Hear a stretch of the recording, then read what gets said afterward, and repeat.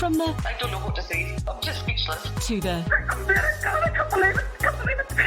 we see all sorts of life-changing moments at McKinney competitions. How would you react? Cars, houses, tech bundles and more from just £2 a ticket. No purchase necessary. For competitions, rules and conditions, see mckinneycompetitions.com. The marathon, the Sables, I suppose, would be, I suppose Paddy would say the same thing, and probably it was the most horrifying experience probably that I have ever had in my history, in life nearly, with the amount of sickness that was on it.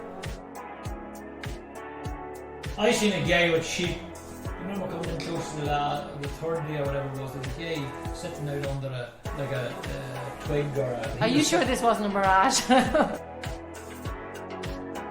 it was that hot in the desert that my mobile phone switched off in the kit bag. Computer says no. It said it was too hot. Some of people's watches were turning off too. Like, we had light at the end of the tunnel. We knew that if we get to help, we're okay. But I experienced I experienced sickness that I'd never experienced before. Yeah. And I just thought to myself, when you think of the people in the hospice and the hospice foundation who are looking after people, who there is no way back.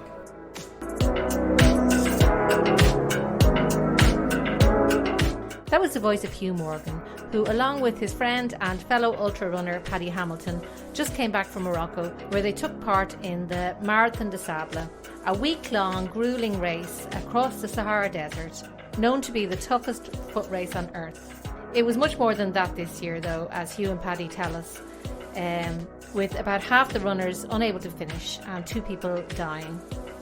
Paddy and Hugh didn't escape the terrible sickness that went through the camp, but luckily they came back in one piece, and they've raised almost £40,000 so far for the hospice, after what Hugh says was the worst experience of his life. This is your host Elaine Ingram, and here are Paddy and Hugh to tell us all about the hellish heat and the gruelling experience they had at this year's Marathon des Sables. I'm here with Paddy Hamilton and Hugh Morgan, and you made it. We made it home, anyway. The Marathon des Sables, the hardest foot race on earth. So it's billed as, yes? Yeah, well, probably, when that phrase was coined, it probably was at the time. But there's probably tougher ones that are about now. But I think this year in particular, just with the conditions that we faced, it probably was as tough as you get, to be honest.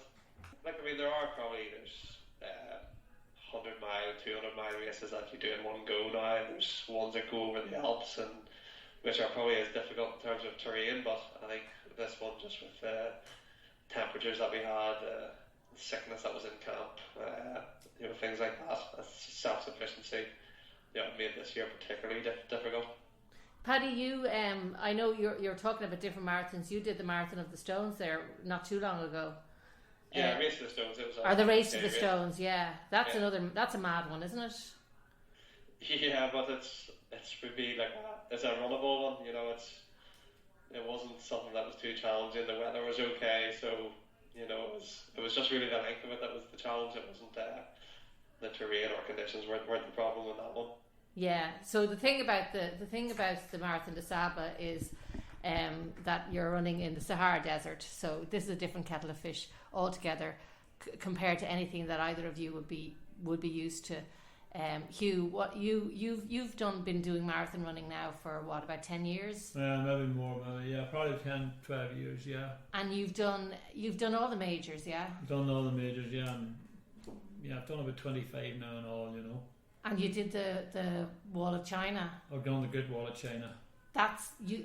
I've spoken to you before about this, and you said that was insane. That was up to this point. That was the hardest thing you had ever done. That was probably the most difficult one, but it was very well organised, which was a big plus for the competitors and everybody that entered it. The Marathon des Sables, I suppose, would be. I suppose Paddy would say the same thing. It was the most horrifying experience probably that I have ever had in my history, in life nearly, with the amount of sickness that was on it. Is that normal? Is that a thing, or was just this particular year? This particular race, it seems to be. We don't know but there was food on the Sunday. The Saturday Paddy, the food was, and we're not sure whether the food was contaminated with the local water or not, but it was the scenes of it was horrifying with the amount of people that was sick. Like those 320 people dropped out of it with sickness, and I mean really sick. Were you guys affected by sickness? Yeah, I was affected badly by it. I was affected badly. I got I got on the fourth day to the third stage when I collapsed with sickness, and it was terrible. That no medical backup because 30% of the medical team were also sick. The medical supplies, they had like drips and bandages, and they had nothing. They had absolutely nothing. They had no facilities. To diarrhea and vomiting had raged through the camp. They had no facilities for any backup of the very basics that people need. It is a race where you have to go, and it's a foot race where you have to go, and it's self-sufficiency. But in a case like what we were in this time, it wasn't just self-sufficiency. It was where the camp was ravished with sickness, and the medical teams was ravished with sickness. The heat was actually a heat wave in the desert, and going through the sand dunes, it was 58 degrees. And indeed, there was one man died on the sand dunes. Somebody died this year? Yeah, on the sand dunes. Well, I think that's only the second person to die in the race in 35 years. Yeah, I knew that it was, you know, obviously one of the hardest races you'll ever do. But I always thought, you know, the deaths and things like that was exaggerated. And yeah, there's only one person who has actually died. But that's horrendous. That's something that you can't, and you obviously didn't prepare for, because I know you'd been preparing for this for quite a while. And when I spoke to you when you were in the training, you know, you were running with supplies on your back, and you went up to Lanzarote to adjust to the heat, because that would have been something that Irish people obviously not used to. The hardest thing would be the heat of the desert. But you can't prepare for sickness. For 58 degrees. There's something that I don't think anybody. I think I was looking at a sauna. A sauna runs to 103. The temperature in the desert was 126, 128. So it was actually. That sounds like hell. So it was actually 24 or 5 degrees hotter than the normal sauna. So that's what we were running on, plus sand dunes. But you know, the heat, we were fit. And everything was well, but the problem was when the sickness hit the camp, and it hit the camp on the Sunday. On the start. So the race started. What date? The race started at the beginning of October. What Sunday. On Sunday, the second Paddy, wasn't it? Yeah, I think that's what it was. So it was before you even started. That's when the Sunday. So that was the first day.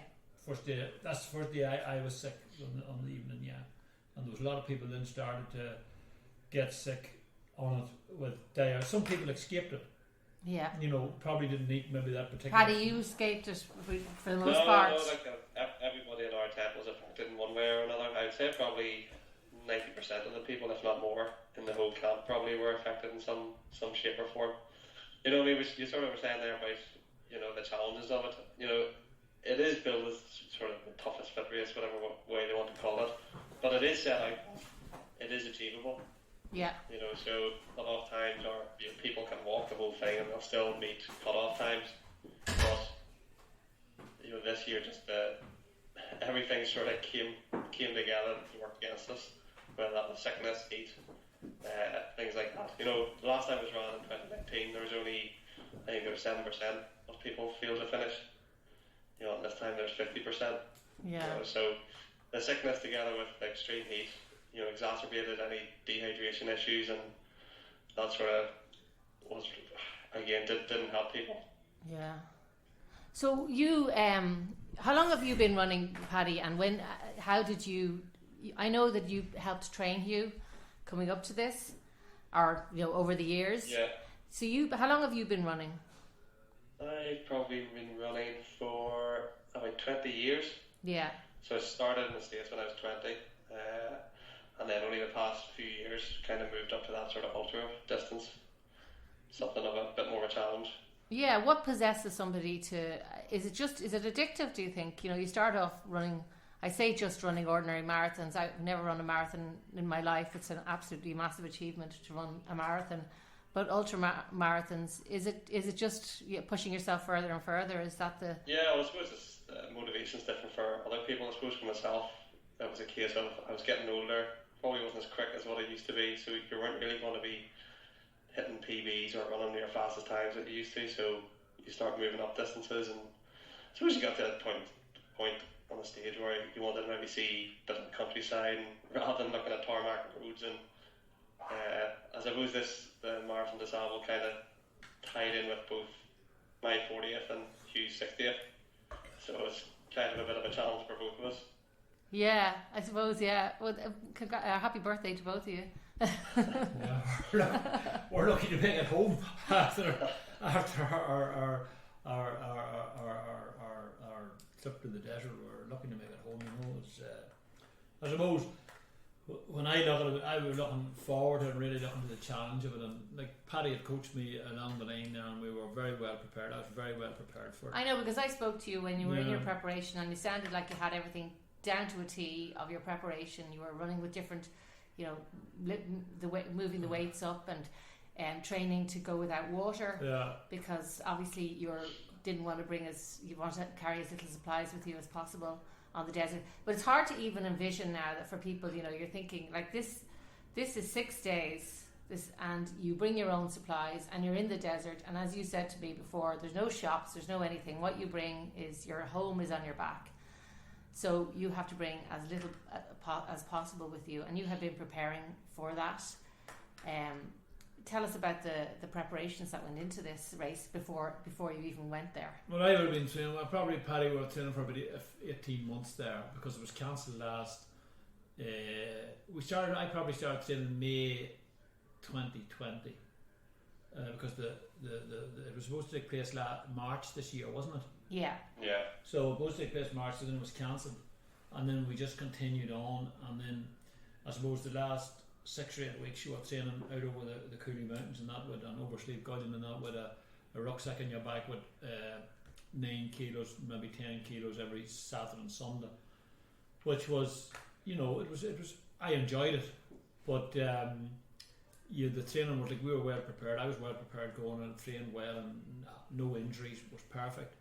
But the thing we didn't see, the thing I didn't see or never expected, I never expected sickness. Yeah. And I don't think anybody, 670 competitors, ever expected the sickness. Yeah. And I suppose the big disappointment I had in it was when people did take sick, there was no backup. We had absolutely no backup from the medics. Early on in the first couple of days there was backup, but as the thing got on and the people started to deteriorate and the sickness started to increase and ravage through the camp, there was just no backup with anything. And you know, I had a nosebleed. They hadn't even got tissues for a nosebleed at one of the emergency camp. The doctors had absolutely nothing. In the end, had nothing. Did they run out of supplies because there were so many people sick, or had they just not brought enough? I would say they run my thing, but they never really answered the question. I did ask the guy Patrick Bauer at one of the stages why there was nothing, and he sort of laughed at us. But he said he couldn't speak English. But the thing was that I think what happened, they run out of it, and I think Paddy, you'd be saying, there was so many people sick that they run out of drips and they run out of tablets, they run out of seemed everything. Because on the last day that I was there, they had absolutely nothing in the tent. There was nothing. They had nothing. They had no equipment. They hadn't even a tissue for your nosebleed. They had absolutely nothing. You know, which was the worrying part of it, you know. And everybody that was sick was really, really dehydrated because. Well, did they have enough water? Even? Oh, they had plenty of water. That's one thing they had, was plenty of water. But then when you carried the extra water with you on each stage, you were carrying an extra, every litre and a half of water is 1.5 kilos. Yeah. So you were carrying an extra kilo, and they were giving you extra bottles of water. Now, they didn't give plenty of water. That's one thing. But as medical backup, they had no medical backup. And if you were sick... Yeah, I suppose without being too graphic, I suppose if they did give you, like you said, they give extra water. But whatever water you're taking on, it was basically just going straight through most people. Well, that's it, yeah. Just with the sickness, you weren't holding anything down, or it wasn't staying in your body too long, which, like I say, again, exacerbated the problem. And I suppose you couldn't eat either, because if you're sick, you know, you can't keep food down. So I mean, you're not going to have your strength would be completely gone. But, I mean, I think there was a few people there who couldn't really, they were getting by in the last couple of days with a couple of mouthfuls of food, and that was about it. Yeah. And when you see Royal Marines turning their back on the last stage, on the fourth stage, which was the long stage, Patrick Bohr got up on the Land Rover, which was a platform, and he explained to everybody that anybody that wasn't, the way he put it was, anybody that wasn't feeling sick that didn't think they were going to make it, don't go, because he had no backup of medical people in case there was an emergency. We all carried an SOS button on our shoulder, but what he said was that on that morning was not to push it or not to go. If you feel sick, don't go, because if you do go, there may not be the backup to pick you up in the desert. So what were you expected to do then? Just stay in the camp and just wait for to be rescued? There was actually Royal Marines in front of me where we were starting off on the lane, and they turned and walked away because they said they wouldn't go, and they wouldn't go because of the risk. And what they said was that he should have stopped the race, he should have reassessed it and adjusted it. Well, yeah, because there must be so many disappointed people who had prepared for this and knew that they were capable of doing it, but circumstances like that are, unprecedented, and you can't allow for Do you think that they should have? Do you think that they should have stopped the race? Well, they should have maybe given a day to see to get people get over it, and then even the medics in the tent the night before, on the Tuesday night, the medics in the tent there wasn't enough of them there, Paddy. Wasn't enough the tent was full of sick people.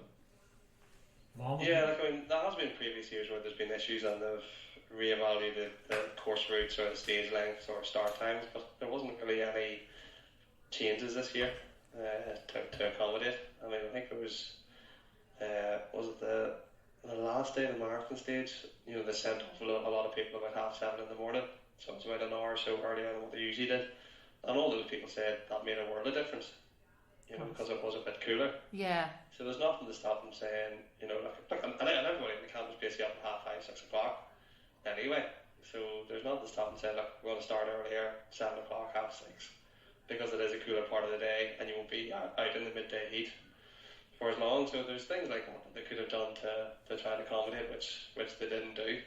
Yeah, because the thing about it is, I mean, the race in itself anyway, they don't tell you until the last minute basically what the route is, because they do go by conditions and they do go by different things with the route, don't they?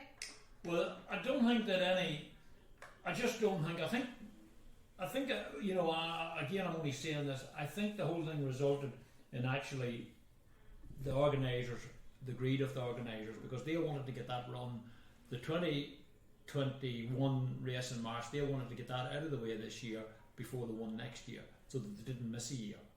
And what one guy explained to me was, the hottest weather in the desert is August. Right. When it hits 60, it was a heat wave. And a heat wave in the desert, a heat wave here is bad enough, but a heat wave in the desert, I can't even imagine. I can't. Unbelievable. And what happened was, the earth was so hot, along with the sun being so hot, that the temperature of the earth hadn't cooled down, the desert hadn't cooled down, right, from August. And the heat was coming up with the ground. You could actually see when you were going along, I think you could actually see the heat rising out of the ground in front of you. Have you looked at some of the places where there was bits of height? I remember looking, and you could see actually the heat coming up out of the ground as well as coming down from the beaming sun. So, them was all factors in it. Now, they didn't. I don't know what caused the sickness. Nobody's really come back, Paddy, to say what did cause the sickness. But you suspect it was something food I suspect contamination. it was the food. Well, it probably had to be something with the amount of people that were affected by it. I think some of the statements coming out after, they tried to sort of downplay and sort of saying, well, look, it was very hot conditions, dehydration can create a lot of sickness, but with the amount of people affected and even the medical staff, it had to be something more than just heat and dehydration. Yeah, because I mean, if that was the case, then it would be an issue every year, wouldn't it? Yeah. With that amount of people, that sounds a bit suspect that it could just be that. Yeah. And then the problem in the camp, they do sort of say it anyway, that you have to look after your sanitising and hand washing anyway, even in a normal instance. But I mean, the tents and mats that you sleep on are rolled up and thrown into the back of a lorry, and then they're rolled out, and you could be sleeping on a mat that was in a different tent the previous day, and people have been sick or whatever on that. You just don't know. So sort of the hygiene of it isn't great, which you're signing up to that. Yeah. But again, just this year with the amount of sickness. But what about COVID restrictions in terms of that kind of thing? Was there anything different? I mean, they were very stringent on that. Like, geez, you were doing tests before you left. Everyone was told to wear a mask, but they needed to be wearing masks, and so it was pretty tight that way. I don't think you could complain with their COVID rules. I think they sort of went above and beyond what maybe national regulations were at that time. So there's no real complaints for that from that point of view. When you're running in that sort of heat, what's the best thing to do in terms of clothing? Do you wear do you wear just as little as possible? Or are you trying to keep your head covered, or what's the best? Don't know. Still trying to work that out. It's hard to know. Because you know the way you think, you need to keep your head covered. Yeah, because the heat on your head, you'd have to keep your head covered. And in terms of even getting sunburned and stuff like that, you have to just lather on the sun cream all the time. But sunburn, that was probably the little there. That was the least of your worries. Everybody was sort of factor 50 anyway, but certainly I suffered the first 2 days with the heat, and then from there on after, I was dousing myself in water a lot and just pouring water over your head constantly just to try and cool you down as best you could. Yeah, I mean, even just standing or just being in that heat alone is awful. But actually trying to run, I mean, were you actually running, or were you walking? Or it was a walk. It was a walk run, Paddy, wasn't it? Like it was. Yeah, like the train being as it was, it was a bit of a mix of kind of stony beds and dried out river beds, or in the soft sand dunes, and unless you were a very efficient and strong runner, it was very, very difficult to run in the soft sand. It was deep powder, and you definitely saw the people who were good at moving through that, even sort of walkers. If you're a good walker, you can make up some good time in those sections, but I wouldn't describe it really as a running race. I suppose it's not described as a running race. It's just a foot race. An endurance foot race, yeah. So I think that's the point where certainly myself, and maybe Hugh might agree as well, when you're coming from that sort of road running background, it was difficult to adapt to that. Whereas somebody who maybe is a mountain runner, hiker, could probably cope with that conditions a bit better, like the conditions as in the terrain. But even at that, even if you are a mountain runner, I mean, sand dunes are a hell of a lot different than mountains. I mean, you're not going to get anywhere in Ireland where you're going to have 18k of deep soft sand dunes either. No, I mean, you can be running up and down the same sand dune. Some of the guys there was used to walking with poles, and some of them, like, some of the guys that we seen would usually be mountain hikers, which left that race. A lot of that race was actually that they call it a foot race, but it's actually a lot of it. I suppose 60 or 70% of it's hiking, on which left it. We were my training and my past experience would be all running. So you'd be on the tarmac for 3.5 hours. In that day, you were probably out 8-9 hours, so you were twice as long on your feet in massive heat. Yeah, it's run over 6 days. And there's different lengths. Each day is a different length, but they kind of ease you into it. I know everything has gone out the window at this stage in terms of the sickness, but generally, it's the 4th day, is it? That's generally supposed to be the hardest. Few days are around that sort of 20-mile mark. So I think the first one was 20, next one was maybe 22, and then a 24, and then there was the 50-mile stage on day 4. And then the marathon stage on day 6. Yeah. Get ready to shake up summer with the Get Active ABC Sunshine Fill programme for kids and families. Get set for land-based adventure at our summer schemes, or why not get adventurous and maybe get wet at our Splashtastic Water Sports Summer programme. There are so many things to do, and all we need is you. See getactiveabc.com/summer for all the details.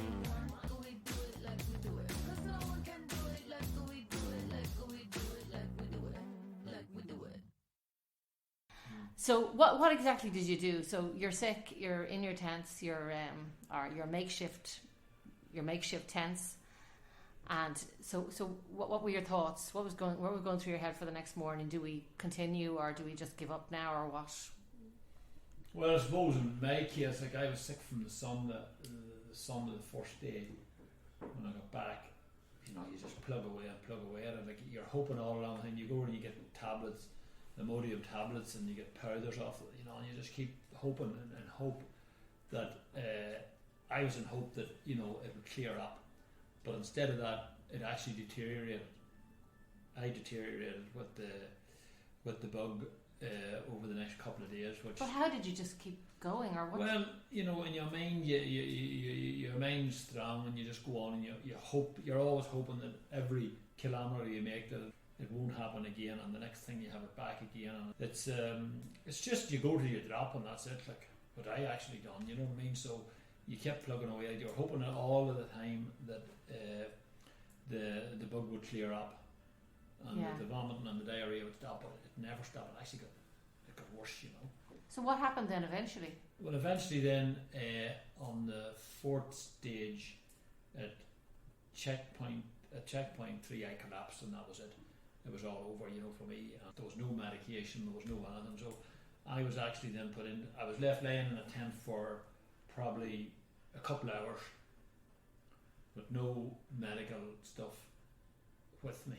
And the girl there, she was shaking her head. She said there is nothing that you could do. So were you fearful for your life at that point? Well, there was a lot of things went through my head at that time, you know.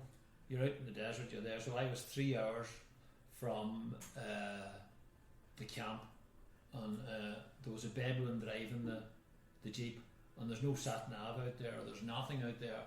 So the Bedouin, he gets out every now and every maybe half hour, and he stands and he looks up at the stars, and he follows the stars. I don't know what he does, but he seems to look up at the sky anyway. I don't know whether he's the good man above guides him or whatever guides him, but he looks up at the stars anyway, and he sees what's happening, and he then goes away a different way, you know. Right, and, that sounds very zen. That's the way they do it, and they don't have any sat nav, they don't have any coordinates, because where the camp is, the camp moves every night, you see. So then we got back to the camp. I got back to the camp.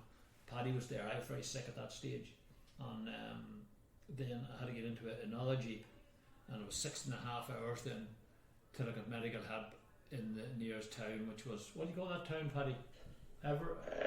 Orzet. There was doctors there waiting then when I got there. And was that just a sense of relief for you? It was a sense of relief. I couldn't walk, but they gave me a glass of stuff. I don't know what it was. Pepto-Bismol. I don't know what it was, but whatever it was good stuff. I took it, so then I was sick then probably for another day or so, but then I started to recover. Right. You know, but it was a horrifying experience. On my behalf, it was a horrifying experience. Yeah, is that? You'd say that was the worst experience of your life? I ever experienced in my life. Yeah. Yeah. And the most, you know, when you were really worried, you were worried like at times because you said like there's no medication here. You know, I was dehydrated. I was badly dehydrated from the vomiting and diarrhea and the nosebleed. So I was out on it, you know. So you were on a limb, you were hoping, and there was no Daisy Hill, or there was no Craigavon or no Loud Hospital that you could it in. Yeah, you're really just stranded in the desert. You're on your own. Yeah, it must have been terrifying. And no medical help. Like there was no medical help. The medical help, Paddy, was very, very poor at the end, wasn't it? Like at the fourth day. Yeah, like I mean, they were pretty stretched. And Paddy, where were you? They probably didn't think there was going to be so many dropouts. Yeah. You know, they're probably planning for a maximum 10% people to drop out, not 5 times that. Yeah. I don't know, man. I don't really actually know what percentage per head of people, of medics, they would have there. You know, for 670 people, I don't know whether they would have one medic for every 10 or one medic for every 50. I don't know what it would be. And then a lot of the medics that's there is really young doctors that won't go out for the experience of it. Yeah. And I don't know how experienced any of them. They're all very young, Paddy, weren't they? Yeah. But then again, they're probably going off 35 years or 34 years of experience before this year, and they're probably going, well, the majority of things are blisters and sore feet. Which is what you guys were expecting, which is one of the main reasons for people dropping out in the past. So, you know, the need for drips and things like that probably has never been as high as it was this year. And the other thing that they watch out, that they give you, I believe, they give you a syringe in case you get bitten by snakes and stuff like that. It was that hot, Elaine. You couldn't have cared less if there was a snake. It was that hot, there was no snakes or The scorpions out and about. I'll tell you, it was that hot. There was nothing, it wasn't even a crow. You wouldn't see a thing, it was that, would you, Paddy? I saw one bird in the whole time. And that was a vulture looking for bodies. I seen a guy with sheep. There was one guy who was sitting out on the thing at the. Do you remember coming in close to the third day or whatever it was? There was a guy sitting out under a twig or some sort of a wee tree. There wasn't many trees in it. But Are you sure this wasn't a mirage? No, I was sitting in the what do you call it? He was sitting out with a few sheep. But you know, it was that hot. I took my mobile phone with me to take photographs. Right. And it was that hot in the desert that my mobile phone switched off in my kit bag. Computer says no. It said it was too hot. Some of people's watches were turning off too. Yeah. I think melting. The heat. That just sounds so dangerous. It sounds like they should have pulled the plug on this. I mean, are the temperatures, like you were saying, like the hottest times are August and the heat hadn't diminished? But is that normal? Was it extraordinarily hot for this time of year? I think it was, Paddy, wasn't it? Yeah, I think it was. I think they were sort of expecting sort of around that 40-degree mark, which is what they would have got in April time when it usually runs. Yeah, that's kind of the normal. The only thing they would have said for this time of year would have been the evenings would have been warmer, which they were. You know, they were warm, obviously. Whereas I think in April time they were fairly cold. Yeah. Where were you at this stage, Paddy? Well, I suppose my race, first day, I sort of did struggle. I think it was just the heat and probably got a bit too excited at the start. Then I did go in with a bit of a cold, so I thought it was maybe that was playing its part. Went out in day 2, a bit more conservatively, was managing it okay until we got through the sand dune section. And then the last couple of kilometres of that, I just started feeling a bit sick and weak. So when I got into the checkpoint, I took a bit of a rest, took a bit of water, and then I just vomited everything up. Right.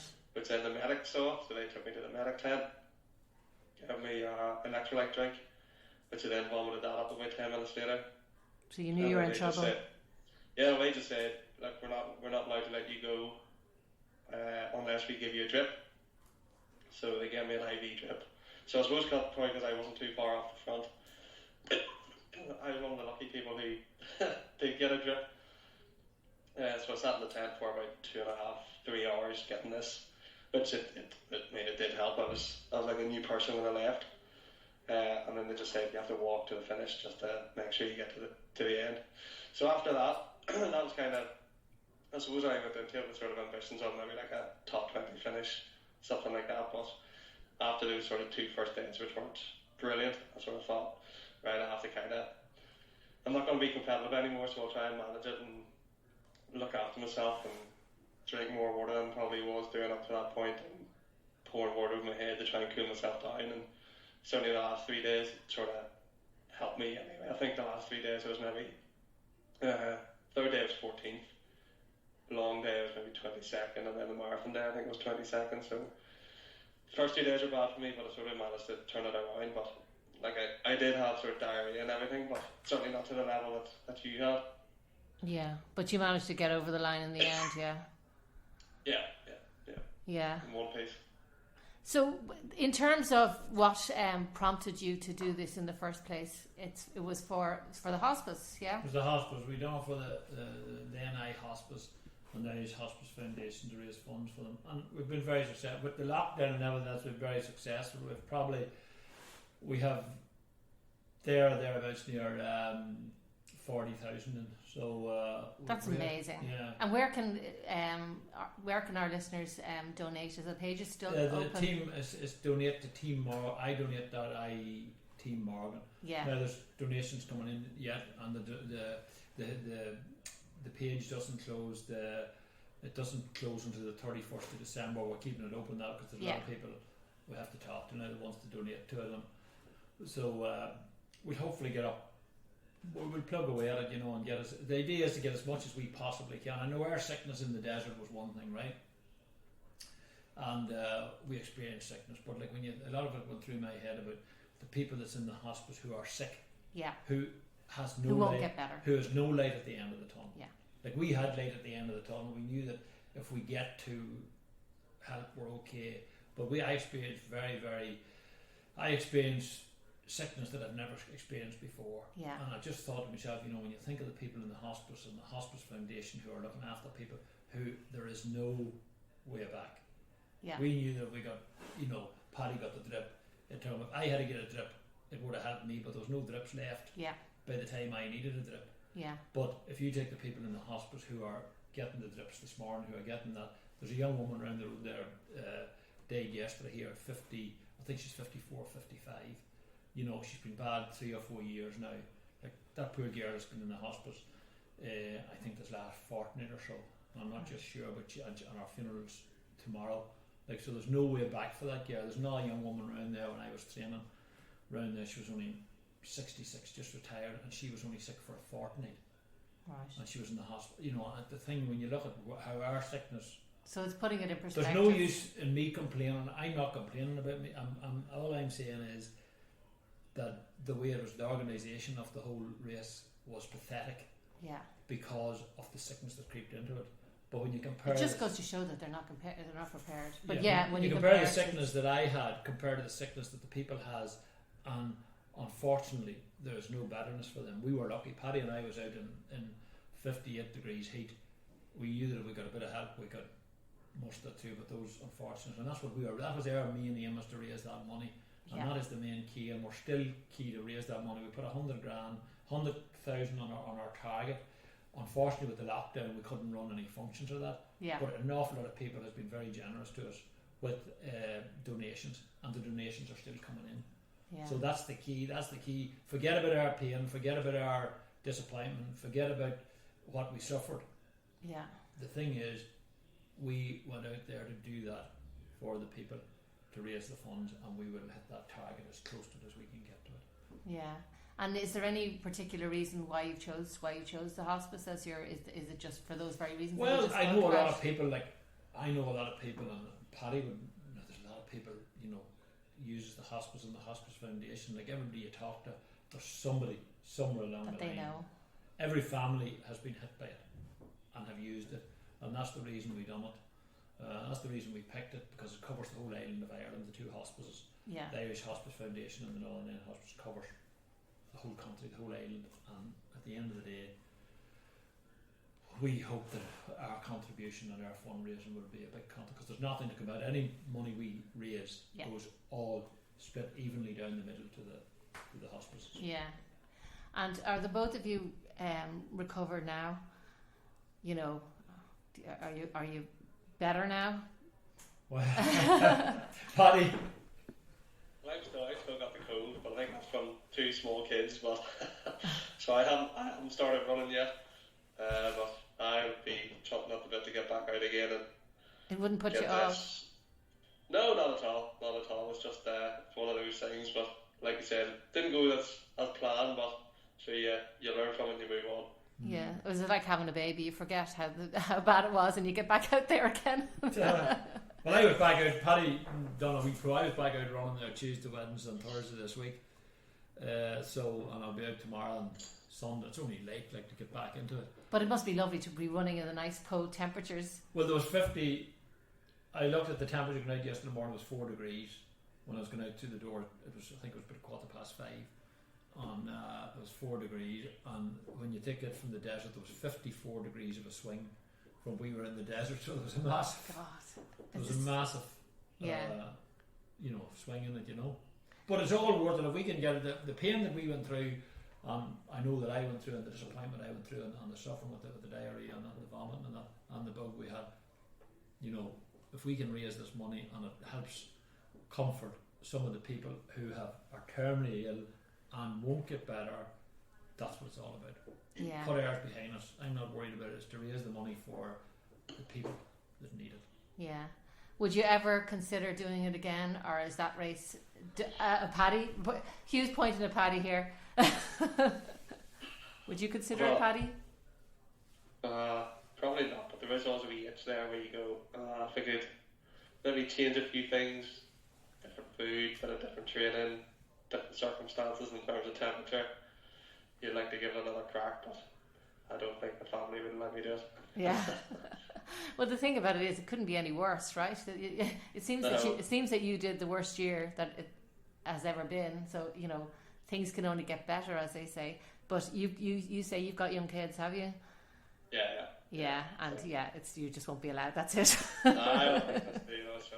It is like you said, big commitment, and when you're away for sort of 10 days, and I reckon there's a lot of good races around the country and the world that you want to do as well.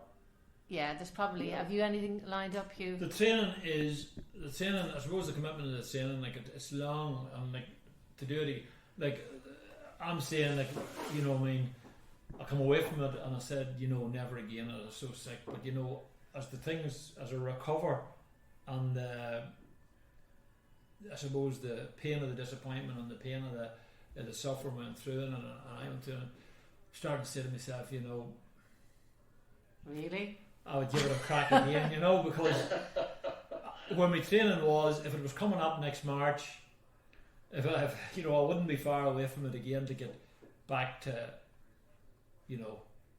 I'm not. The only reason it put me off is I wouldn't want giving the likes of that Patrick Boer another one shilling because he didn't look after us. Because it's not cheap to enter this race, and I know that. Obviously, I know it's like over 4,000 or something. So isn't 4.5, it? yeah. Yeah. So and you'd rather But I would give it a crack. I'd give it a crack again if the my children's not small, like the youngest is 23. If they would let me, but they're saying to me, catch myself on, Yeah, but it's niggling. But I'm doing Clonakilty now in a few weeks, and then hopefully maybe there's one in Lanzarote which I'd entered last year, which was. Lanzarote, so you're actually going back to the sun. Yeah, but the sun in Lanzarote would only be it'd be like sitting in the fridge. Yeah. Compared to, but I had an entry in it last year, and they've sent me out an email to say that the entry last year, because it had been cancelled, is valid this year. So I don't know. I'll see. Yeah. But I will do Clonakilty. I'll do a couple of them before Christmas. God, fair play to you. That's all I can say. And maybe. Don't know. Okay, you're not. Yeah, don't say anything now. You're singing a different tune than you were 10 days ago, Hugh. I am. Once you get over it. Well, if he's saying this now 10 days later, I can see in a couple of months' time it'll be. No, but it's just when you get over that. I suppose you get over the. You get over the what do you call it? You get over the disappointment and the sickness, and you get your body built up again.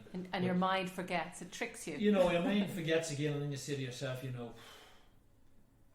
if... It's when in the back of your mind you kind of go as well, I could have done better. Yeah, and if there had to be no sickness, we were away on a... This is the competitive nature of people, like runners like you. I was laying 10th in the age group, Yeah, it's not even competitive against others. No, it's competitive against yourself. Yeah. Do yourself justice, throughout. Because I know that you said to me before that when I asked you about hitting the wall in a marathon, and you're very it's mind over matter, and if you actually tell yourself there's a wall, then you will. There will be a wall, but if you just don't let yourself believe it, just put one foot in front of the other, and that's actually a very good philosophy to take through life, Well, it very nearly caused me.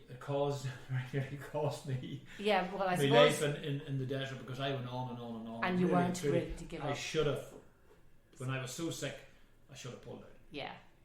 But thick with. But the thing is, you live and learn, Yeah, you always think you're going to get better, and you always think you don't want to give up unless you're just finished, Well, which you were. You waited until you collapsed, which now that you wouldn't do that again. But no, I wouldn't go that, but I don't know whether... you can't prepare for that heat, Paddy, can you? That bug, you can't prepare for that. No. But if you're going again, you'd bring all... When the local Moroccans are saying it's too hot, it's too hot. Yeah, if the locals are saying that, then yeah. But if I was going again, if I would take my own medication with me this time, I wouldn't be dependent on the organisers. I wouldn't be dependent on the organisers. I'd have all my own Imodium tablets, I'd have all my own day, I'd have everything with me. I wouldn't be dependent on me. Yeah. Well, it would be very unlucky if you did do it again. If that same scenario happened again, that would be extraordinary. But anyway, Don't think about that now. Think about the next thing. Clonakilty's next. So. Clonakilty's up in a couple of weeks' time. And Paddy, you, anything specific? Nothing until next April. No. What's next April? It's a 50-mile race in the south of England. Oh, right. Okay. Good bit away. Yeah. I think I'll stick to 26.2. Yeah. I think I'll stick to walking up, walking up the mountains, walking up Kilroney. Okay, well that's brilliant. I hope that you get loads more funds coming in for the hospice now, because it's a fantastic thing that you've done. And the best of luck with whatever your next races. Cheers, thank you. Thanks, Paddy, and thanks, Hugh. Thank you. Thanks for listening. After all they've been through, I think we can all agree that they deserve for us to at least to donate to the hospice. You can go to their page, idonate.ie Team Morgan, and that page is open, as Hugh told us, right until December 31st. Remember to keep getting all of your news from Armagh, and I hope you join us next time for our podcast.